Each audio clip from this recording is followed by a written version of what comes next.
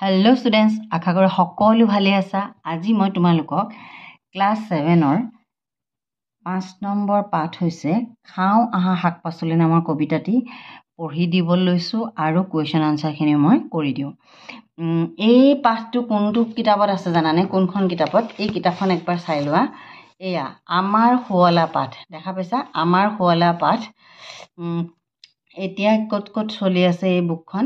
Don Bosco scent মেৰিজত চলি আছে আৰু হলি চাইল্ডত চলিছে। এই কিতাপখন আমাৰ শুৱলা পাঠখন মোৰ তাৰ লেচন নাম্বাৰ 5 নম্বৰ লেচন আৰু 7ম শ্ৰেণী, দেখা পাইছা? এইখিনি মই তোমালোকক কৰি দিওঁ। এইটো এটা অতি গুৰুত্বপূৰ্ণ কবিতা, অতি সুন্দৰ কবিতা আৰু অতি দৰকাৰী কবিতা। লিখিকা হৈছে ডক্টৰ মালিনী। তেখেতে অতি সুন্দৰকৈ শাক পাচলি আমাৰ শৰীৰৰ কাৰণে কিমান উপকাৰী, আমি কিয় শাক পাচলি খাব লাগে, শাক পাচলি আমাক কি উপকাৰ কৰিছে, অতি সুন্দৰকৈ বুজাইছে দেই। তাৰমানে চোৱা, আমিবোৰে আজিকালি কিহত মন দিওঁ? বাৰ্গাৰ, পিজ্জা, হয়নে? KFC চিকেন, হয়নে? তন্দুৰী চিকেন, আমি এইবিলাকতহে গুৰুত্ব দিওঁ, আমাৰ খাবলৈ সেইবিলাক মন যায়। কিন্তু একচুৱেলি এই যে ঘৰুৱা শাক পাচলি, আজিকালি ল'ৰা ছোৱালীয়ে শাক পাচলিৰ নামেই নাজানে, হয়নে? আমি যেতিয়া সৰু আছিলোঁ তেতিয়া আমাৰ একদম সাধাৰণ বিজ্ঞান বুলি কয়, জেনেৰেল নলেজ, সেইটোত আমি একদম লিখিবই লাগে আৰু শাক পাচলি, শাকৰ নাম, পাচলিৰ নাম, গৰমৰ দিনত হোৱা পাচলি, ঠাণ্ডাৰ দিনত হোৱা পাচলি, গৰমৰ দিনত হোৱা ফল, ঠাণ্ডাৰ দিনত হোৱা ফল, এইবিলাকে আমাৰ আচলতে সাধাৰণ বিজ্ঞান আছিলে, সাধাৰণ জ্ঞান আছিলে, বুজিছা? তাৰপিছত এতিয়া আহোঁ কবিতাটোলৈ। খাওঁ আহা শাক পাচলি। শাক পাচলি বৰ উপকাৰী, মহৌষধিৰ দৰে। পাচলি নাখালে আমাৰ দেহত বহুত বেমাৰে ধৰে। খনিজ পদাৰ্থ, লৱণ পদাৰ্থ আৰু ভিটামিন, এইবোৰৰ প্ৰভাৱত আমাৰ দেহ হয় ৰোগহীন। এইবোৰ পদাৰ্থৰ অভাৱ গুচাবলৈ নালাগে ভাঙিব ধন। নিজৰ বাৰীতে কৰিব পাৰি লাগে মাথো সবল মন। লাই লফা পালেং চুকা বাবৰি সৰিয়হ, এই সকলোৱে পুষ্টি দিব গালৈ আহিব ৰস। শাক পাচলি সৰহ সময় নথবা পানীত ডুবাই, পাতত থকা মূল্যৱান পদাৰ্থ পানীত গলি যায়, দেখা পাইছা? এতিয়া চোৱা, আমি শাক পাচলি কিয় খাব লাগে? এই কবিতাটোত কবিয়ে কি কৈছে আকৌ এবাৰ মই বুজাই দিছোঁ। শাক পাচলি বৰ উপকাৰী, মহৌষধিৰ দৰে। মহৌষধ মানে কি? ঔষধ, ঔষধৰ লগত এইটো লগাই দিছে মহৌষধ, মানে মহা ঔষধ। অতি ভাল দৰৱ, তাৰমানে শাক পাচলি বৰ উপকাৰী, অতি ভাল দৰৱৰ নিচিনা কাম কৰে। পাচলি নাখালে আমাৰ দেহত বহুত বেমাৰে ধৰে। পাচলিবিলাক যদি আমি নাখাওঁ, আমাৰ দেহটোত কি নহয়, বেমাৰ আজাৰে ভৰি পৰিব। হ'ল, খনিজ পদাৰ্থ, লৱণ পদাৰ্থ আৰু ভিটামিন, এই পাচলিবিলাকত কি থাকে? বিভিন্ন মিনাৰেলছ, খনিজ পদাৰ্থ, লৱণ পদাৰ্থ, মিনাৰেলছ, লৱণ পদাৰ্থ, চল্ট আৰু ভিটামিন থাকে, বুজি পাইছা? এতিয়া চোৱা, এইবোৰৰ প্ৰভাৱত আমাৰ দেহ হয় ৰোগহীন। এইবিলাক খালে আমাৰ দেহটো ৰোগ নাইকিয়া হয়, ৰোগহীন মানে ৰোগ নাইকিয়া হয়। এইবোৰ পদাৰ্থৰ অভাৱ গুচাবলৈ নালাগে ভাঙিব ধন। এইবিলাক পদাৰ্থৰ যেতিয়া এই ভিটামিন মিনাৰেলছ যেতিয়া নাইকিয়া হয় আমাৰ বডিত, এইবিলাক পদাৰ্থ যেতিয়া অভাৱ হয় আমাৰ বডিত, তেতিয়া এইবিলাকৰ অভাৱ গুচাবলৈ আমি ধন ভাঙিব নালাগে। তাৰমানে আমি ডক্তৰৰ ওচৰলৈ নগৈ, ভিটামিন নোখোৱাকৈ, চেলাইন টেলাইন নোলোৱাকৈও আমি কিছুমান নিজে কষ্ট কৰিও আমি শাক পাচলি উৎপাদন কৰি আমি খালে আমাৰ বেমাৰ আজাৰ নাইকিয়া হ'ব। নিজৰ বাৰীতে কৰিব পাৰি লাগে মাথো সবল মন। আমাৰ মনটো যদি সবল হয়, আমি নিজৰ বাৰীতে, এই যে আজিকালি যে এটা কনচেপ্ট ওলাইছে কিটচেন গাৰ্ডেন বুলি, আমি সৰু সৰু অলপ ঘৰখনলৈ হোৱাকৈ, বেপাৰ বাণিজ্য কৰিবলৈ নহয়, ঘৰখনলৈ হোৱাকৈ অলপ চব্জি আমি নিজে কৰি ল'ব পাৰোঁ। যেনে লাই লফা পালেং চুকা বাবৰি সৰিয়হ, বাবৰি এইবিলাক শাক, লাই শাক, লফা শাক, পালেং শাক, চুকা শাক, বাবৰি শাক, সৰিয়হ শাক, এইবিলাক শাক। এই সকলোৱে পুষ্টি দিব গালৈ আহিব ৰস। এই গোটেইবিলাকে আমাক কি দিব? পুষ্টি দিব, মানে আমাক শক্তি দিব, গালৈ ৰস আহিব, গাত আমি শক্তি পাম। শাক পাচলি সৰহ সময় নথবা পানীত ডুবাই, পানীত শাক পাচলি বেছি সময় ডুবাই থ'ব নালাগে, তেতিয়া কি হয় পাতত থকা মূল্যৱান পদাৰ্থ পানীত গলি যায়, পাতত থকা মূল্যৱান পদাৰ্থবিলাক ক'ত গুচি যাব, পানীত গলি যাব। হ'ল, এতিয়া চোৱা এই টুকুৰিটোত এইটো হৈছে ভেজিটেবলছ বাস্কেট, ভেজিটেবল বাস্কেটটোত টুকুৰিটোত কি কি চব্জি আছে, কি কি শাক পাচলি আছে, তোমালোকে একবাৰ মানে নিজে নিজে ক'বলৈ চেষ্টা কৰাচোন। মোৰ লগত প্ৰেক্টিছ কৰা, এইটো বন্ধাকবি, এইটো তিয়ঁহ, এইটো গাজৰ, এইটো ছালগুম, এইটো ফুলকবি, এইটো পিঁয়াজ, এইটো বেঙেনা, এইটো এইটো তিতা কেৰেলা, এইটো বিলাহী, এইটো আলু, আৰু এইকেইডাল ধনিয়া, হয়নে? আৰু এইটো ৰঙালাও এক চিটা আছে, ইয়াতে কাটি কাটি বিকে যে এক চিটা আছে, এইটো জাতিলাও। তোমালোকে এইটো ভেন্দি আছে। হ'ল, তোমালোকে যিখিনি সৰু সৰু ল'ৰা ছোৱালীবিলাকে এইটো ৰঙালাও গোটাকৈ আছে, এইটো কাটি থৈছে। সৰু সৰু ল'ৰা ছোৱালীবিলাকে যোনবিলাকে চাই আছে, ষ্টুডেণ্টখিনিয়ে কি কিনো দেখা পাইছা কমেণ্টত লিখিবাচোন। কি কি চব্জিৰ কথা মই নামটো ক'লোঁ তোমালোকে কমেণ্টত লিখিবা। হ'ল, আৰু এইবিলাক হৈছে চোৱা পাত শাক, দেখা পাইছা, এইবিলাক হৈছে পাত শাক। এইবিলাক হৈছে পাত শাক। এতিয়া তোমালোকক মই অৰ্থখিনিও পঢ়ি দিছোঁ। মই এটা কাৰণেই পঢ়ি দিছোঁ, ল'ৰা ছোৱালীবিলাকে প্ৰনাউন্সিয়েশ্যনবিলাকত বহুত ভুল কৰে। তোমালোকে মানে বহুত এই আঞ্জা এই শব্দটো ভুল কৰা, নিয়য় বগৰীয়া জয় আঞ্জ মন কৰিবা। শাক পাচলি, মানুহে আঞ্জা হিচাপে বা কেঁচাই খোৱা গছৰ ডাল পাত আৰু ফল মূল, এই শাক পাচলি কাক কয়, মানুহে আঞ্জা হিচাপেও খায় বা কেঁচাই খোৱা গছৰ ডাল পাত আৰু ফল মূল। হ'ল, ভেজিটেবল বা ফ্ৰুইট। আঞ্জা, এই বানানটো চাবা, আঞ্জা, আঞ্জা বুলি কৈ দিয়াৰ লগে লগে নিয়য় বগীয়া জয় আঞ্জ। আমাৰ তোমালোকে মই লিখি দিছোঁ চাবাচোন দেই, নিয়, এই নিয়টো কোনে কোনে জানা, এনেকৈ নিয় হয় দেখিছানে? ক খ গ ঘ ঙ প্ৰথম ছ দ্বিতীয় ছ বগীয়া জ ঝ নিয়, নিয়য় বগীয়া জয় আঞ্জ। এইটো কি কৰে, সেইকাৰণে এনেকৈ লিখি এইটো এনেকৈ দি এনেকৈ দিয়ে, বুজি পাইছা? মন কৰিবা, এইটো নিয়টোৰ কাৰণে প্ৰথমতে এনেকৈ দিয়ে, তাৰপিছত এইটো বগীয়া জৰ কাৰণে এনেকৈ দি এনেকৈ দিয়ে, তাৰপিছত আকৌ নিয়ৰ এইটো বস্তু ইয়াত এনেকৈ দি এইটো এনেকৈ দিয়ে, এইটো নিয়য় বগীয়া জয় আঞ্জ, নিয়য় বগীয়া জয় আঞ্জ, তাত আকাৰ আঞ্জা। এইবিলাক বস্তু কেলৈ কৈছোঁ তোমালোকক মই লিখি লিখি দিছোঁ, মানে মই পঢ়াই যাওঁ সঁচা, ল'ৰা ছোৱালীবিলাকে আঞ্জা বুলি মুখস্থ কৰি আহে, কিন্তু লিখে আজ্ঞা, জয় নয় জ্ঞ লিখে, গম পাইছা? এইটো নিয়য় বগীয়া জয় আঞ্জ নহয়, আকৌ এইটো বগীয়া জ যোগ নিয়, এইটো কেনেকুৱাকৈ লিখে জানানে? জ আৰু নিয়, এইটো জয় নয় জ্ঞ মানে জ্ঞান, বুজি পাইছা? এইটো আৰু এইটোৰ মাজত পাৰ্থক্য আছে।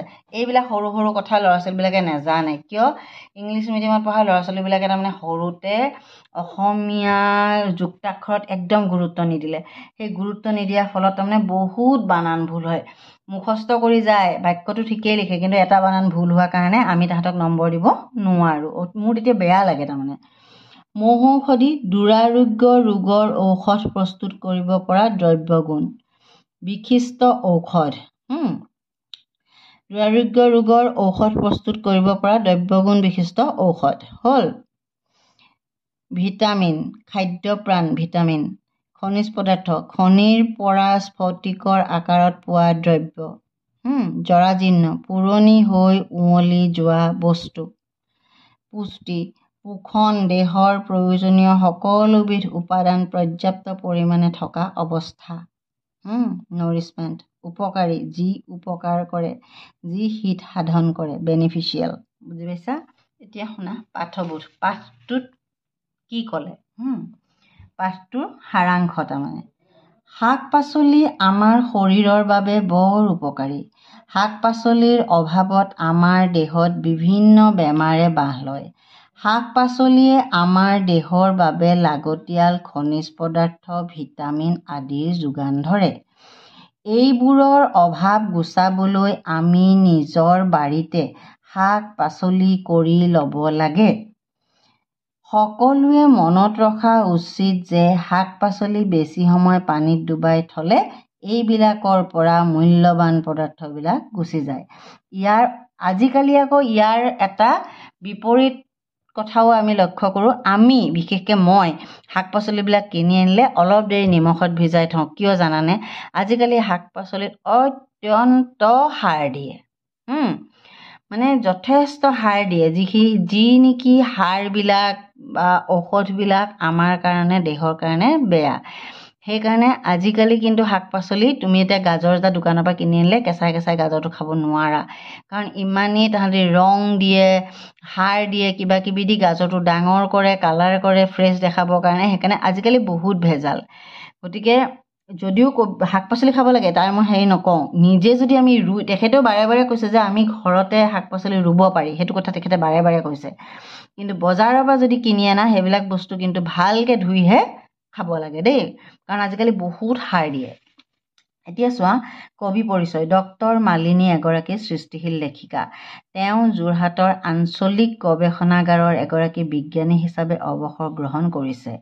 বৰ্তমানলৈকে তেওঁৰ 10খন শিশু গ্ৰন্থ, 6খন গল্প সংকলন, 7খন উপন্যাস, 1খন গৱেষণামূলক গ্ৰন্থ আৰু 5খন সংক্ষিপ্তকৰণ পুথি প্ৰকাশ হৈছে। তদুপৰি তেওঁৰ 4খন উপন্যাস ইংৰাজীলৈ অনুবাদ হৈছে। গতিকে তেখেতে ল'ৰা ছোৱালীৰ কাৰণে কিমান মূল্যৱান কথা ৰচনা কৰি থৈ গৈছে, গ্ৰন্থ ৰচনা কৰি থৈ গৈছে। আমি সেইবিলাকৰ মাজেলৈও কেতিয়াবা যাব লাগে। এতিয়া চোৱা ইয়াৰ কুৱেশ্যন আনচাৰ্ছবিলাক দেই।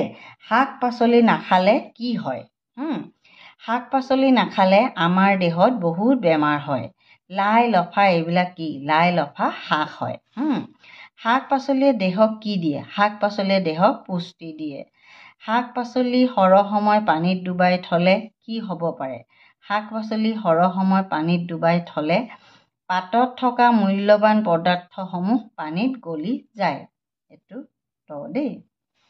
পাঠটিৰ কবিগৰাকীৰ নাম কি? ডক্টৰ মালিনী। আকৌ এতিয়া চোৱা, বাক্য ৰচনা কৰা। মহৌষধ।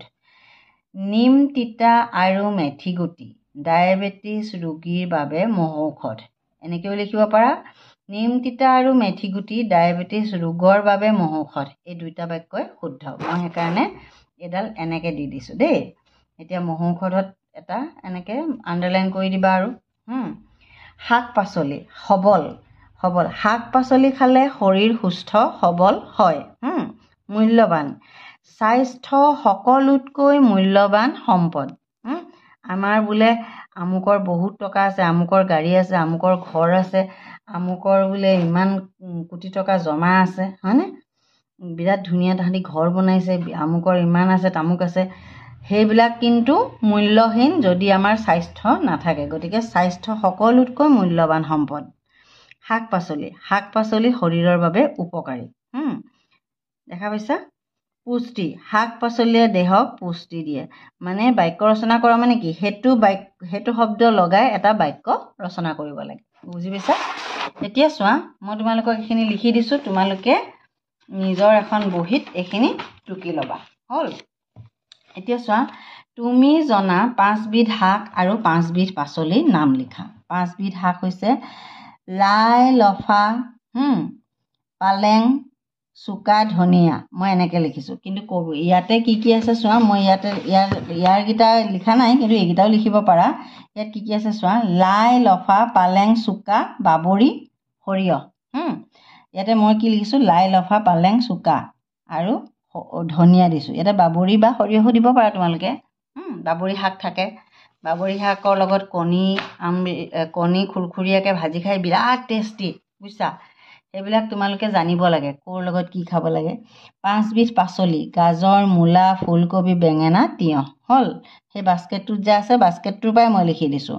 এতিয়া চোৱা, শাক পাচলিয়ে শৰীৰত কেনেধৰণৰ উপকাৰ কৰে বুলি তুমি ভাবা আৰু লিখা। শাক পাচলিয়ে আমাৰ শৰীৰত নানান উপকাৰ কৰে। শাক পাচলিত carbohydrate, iron, protein, vitamin C, folic acid, calcium, potassium, manganese, vitamin A, vitamin K আদি থাকে। শৰীৰৰ বাবে এইবোৰ অতিকে প্ৰয়োজনীয়। বুজি পাইছা? শাক পাচলিয়ে আমাক কেনেধৰণে উপকাৰ কৰে, আমি শাক পাচলিৰ পৰা এইবিলাক বস্তু পাওঁ। তুমি কেনেধৰণৰ শাক পাচলি খাই ভাল পোৱা আৰু সেইবোৰ কিয় ভাল পোৱা? এতিয়া তুমি তোমাৰ পচন্দটো লিখিবা। মই এতিয়া লিখিছোঁ, মানে মেক্সিমাম ল'ৰা ছোৱালীয়েতো এনেকৈ ভাল পায় ন। মই শাকৰ ভিতৰত পালেং আৰু ধনিয়া ভাল পাওঁ। কাৰণ কেলৈ ভাল পাওঁ পালেং আৰু ধনিয়া? কাৰণ পালেং শাকত আইৰণ থাকে আৰু ধনিয়াৰ গোন্ধটো মোৰ ভাল লাগে। ধনিয়া দিলে চব্জিখন একদম মানে ধুনীয়া হৈ যায়। পাচলিৰ ভিতৰত মই গাজৰ আৰু তিয়ঁহ ভাল পাওঁ, কাৰণ মই চালাড খাই ভাল পাওঁ। হ'ল, অতি সুন্দৰ হৈছে এইখিনি কুৱেশ্যন আনচাৰ। তোমালোকে এতিয়া ক্লাছ 7ত যেনেকৈ লিখিব লাগে মই তেনেকেই বনাই দিছোঁ। এই কবিতাটো পঢ়ি দিলোঁ, কুৱেশ্যন আনচাৰখিনি কৰি দিলোঁ। যদি তোমালোকৰ গোটেই ভিডিঅ'টো ভাল লাগিছে তেতিয়াহ'লে প্লিজ লাইক এটা কৰিব নাপাহৰিবা। যিসকলে প্ৰথমবাৰৰ বাবে চেনেলটো ক্লিক কৰিছে তেখেতসকলৰ যদি ভাল লাগিছে ছাবস্ক্ৰাইব কৰিবলৈ নাপাহৰিব। আৰু এইটোতো যিহেতু ৰেণ্ডম ভিডিঅ', কাৰোবাৰ এনেকৈ স্ক্ৰল কৰোঁতে আহি যায়।